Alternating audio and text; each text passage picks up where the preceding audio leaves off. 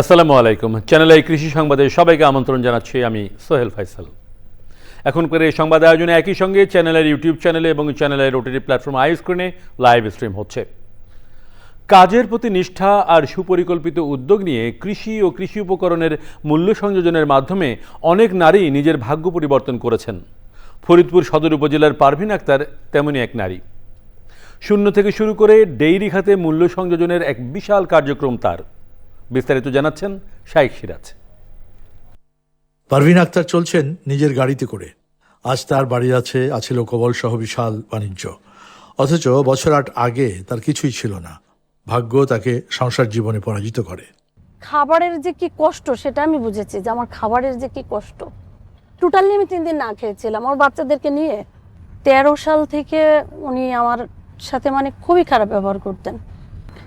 আমাকে যখন খাবার দিত না, পরার কাপড় দিত না, মারধর করতো, অত্যাচার করতো, সে জুয়া খেলতো। বারবার ব্যর্থ হয়েও থেমে যাননি। গরুর দুধ বিক্রির মাধ্যমে নিজের ভাগ্যের পরিবর্তনের সূচনা করেন। ধীরে ধীরে তৈরি করেন নিজের ভিত।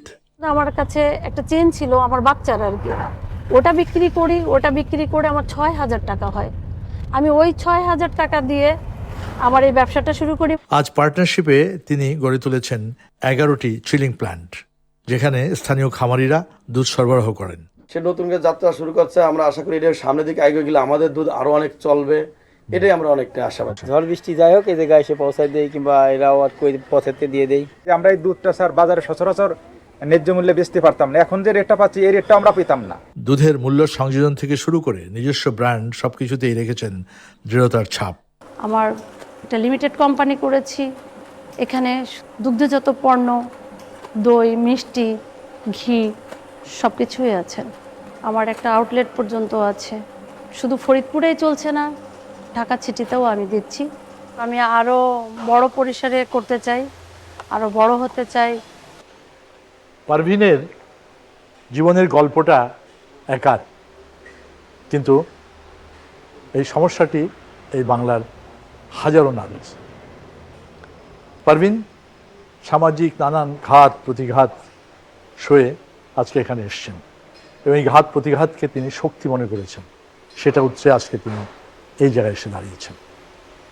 অবশ্যই পারভিনই হতে পারে বাংলাদেশের অন্যান্য নারীদের জন্য একটা বড় অনুপ্রেরণা। ফরিদপুর সদরের ভিলেজ মিল থেকে শাইখ সিরাজ, সাংবাদিক। এ নিয়ে বিস্তারিত প্রতিবেদন প্রচার হবে আজ রাত 9টার সংবাদের পর হৃদয়ে মাটি ও মানুষ অনুষ্ঠানে।